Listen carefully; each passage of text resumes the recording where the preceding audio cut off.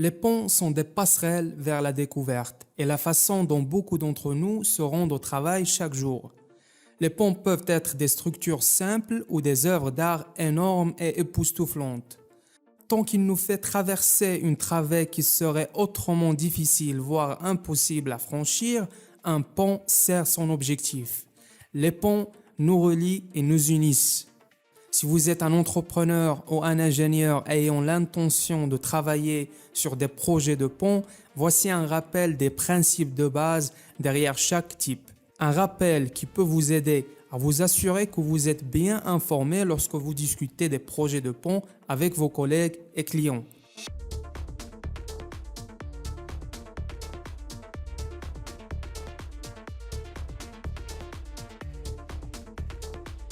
Les Romains ont construit plus de 1000 ponts en arches de pierre dont certains subsistent encore comme le pont Saint-Martin dans la vallée d'Aoste en Italie. Cette conception de pont remonte à plus de 3000 ans. Le béton est maintenant également utilisé pour construire des ponts en arches modernes. Un pont en arche utilise les forces de charge permanente et d'exploitation et la force de gravité qui autrement pourrait faire tomber un pont vers le bas pour le maintenir à sa place. Un pont en arche fonctionne en transmettant les charges descendantes vers le centre de la structure, vers une pierre centrale appelée clé de voûte, plutôt que vers le bas. Ce principe est la compression et permet à l'arche située en dessous de supporter le pont en dessus. Les ponts en arche fixe peuvent être déstabilisés par les fluctuations de température, de sorte que la conception de l'arche est parfois modifiée avec des charnières à chaque base et même au centre de la travée. Cela aide les ponts en arche plus longs à s'adapter à l'expansion ou à la contraction de leurs matériaux lorsque les températures changent radicalement. Et je vous laisse maintenant avec les avantages et les inconvénients de ce type de pont. La simplicité du pont en poutre en a fait le premier type de pont jamais construit. C'est toujours le moins cher à construire. Il suffit d'une traverse couvrant la travée soutenue par une butée à chaque extrémité. Ce type de pont en poutre utilise des poutres en acier comme renfort.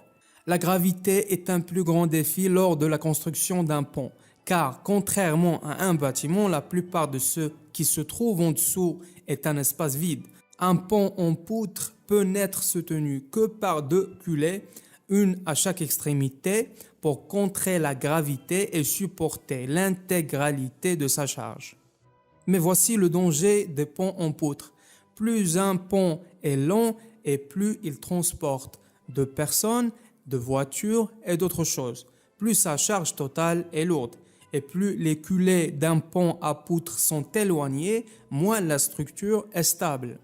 Alors en ajoutant des supports au milieu appelés piles et en connectant des sections entre elles, vous pouvez créer un pont très long et stable. Dans les ponts en poutre, la force de compression pousse la charge vers l'intérieur sur les piliers au milieu du pont. Simultanément, la force de traction tire la charge vers l'extérieur, vers les culées aux deux extrémités du pont.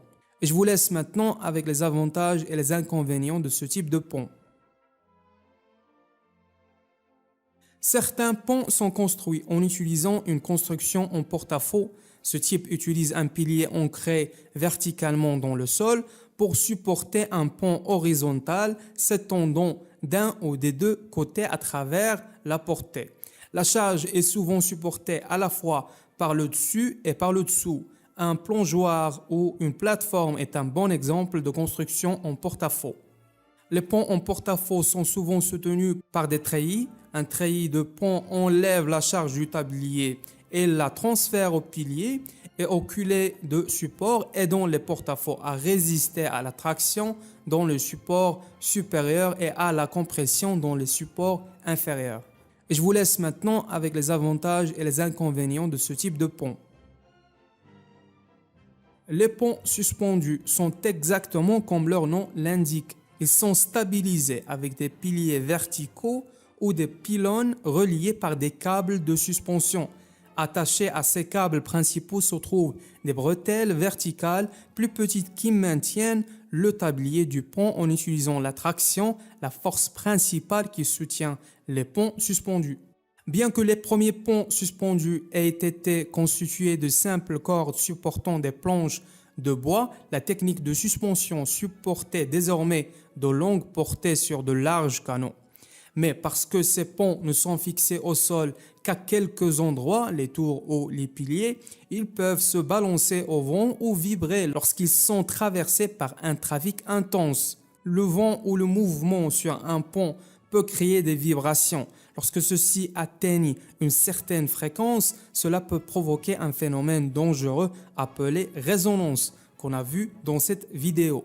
Si les vibrations sont suffisamment intenses, elles peuvent perturber les traversées de ponts et provoquer un effondrement. Les ponts suspendus peuvent également être affectés par la torsion, une force de torsion souvent causée par des facteurs comme le vent qui peut créer un mouvement dangereux. Si la surface d'un pont se tord suffisamment pendant que les voyageurs s'y trouvent, ils peuvent être éjectés. Et tandis que la torsion crée une contrainte sur un plan vertical, le cisaillement donne un effet similaire horizontalement. Cela se produit lorsque des forces environnementales exercent une pression dans des directions opposées sur une seule partie fixée d'un pont, la brisant comme un bâton entre deux mains. Et je vous laisse maintenant avec les avantages et les inconvénients de ce type de pont. Un pont à haubans est une variante du pont suspendu qui relie la traverse ou le tablier du pont directement au pilier ou au tour. Il n'y a pas de câble principal, juste un grand nombre de bretelles verticales fixées au sommet de la tour. Ces bretelles utilisent la traction pour aider à maintenir le tablier du pont. Le pont Mohammed VI est un ouvrage d'art marocain d'une longueur de 950 mètres qui permet à l'autoroute de Rabat de franchir le Oued Bourgreg. Et je vous laisse maintenant avec les avantages et les inconvénients de ce type de pont. Un pont en arche liée combine les caractéristiques d'un pont en arche et d'un pont suspendu. Il utilise une poussée horizontale des deux côtés pour soutenir une structure en arche, comme dans un pont en arche régulier, mais au lieu d'une arche soutenant la structure par le bas, l'arche s'élève au-dessus de la route et des attaches verticales descendent pour augmenter le support du platelage. Ceux-ci sont également appelés ponts bowstring car ils ressemblent à un arche de côté. Cette arche utilise la traction de ces câbles verticaux ainsi que la compression de l'arche pour supporter la charge et maintenir la stabilité du pont. Et je vous laisse maintenant avec les avantages et les inconvénients de ce type de pont. Un pont en treillis répartit sa charge sur une série de petites sections assemblées, formées par des poutres structurelles pour les petits ponts ou des poutres caissantes pour les plus grands. Les treillis de pont sont généralement liés entre elles par des joints soudés ou rivetés dans une série de triangles. Les supports verticaux en acier ou en bois aident à maintenir le pont en utilisant la traction, tandis que les supports en treillis diagonaux ajoutent de la stabilité par compression, dirigeant la charge vers le centre, semblable à une arche. La conception en treillis relativement peu coûteuse existe depuis longtemps. La plupart des ponts en treillis ont été construits en bois au XIXe siècle avant le passage au fer et à l'acier. Et je vous laisse maintenant avec les avantages et les inconvénients de ce type de pont. Et si vous obtenez une certaine valeur de mes vidéos, s'il vous plaît, abonnez-vous et pensez à devenir un membre dans notre petite communauté d'ingénierie. Ça va apporter un plus grand soutien à ma chaîne. Merci.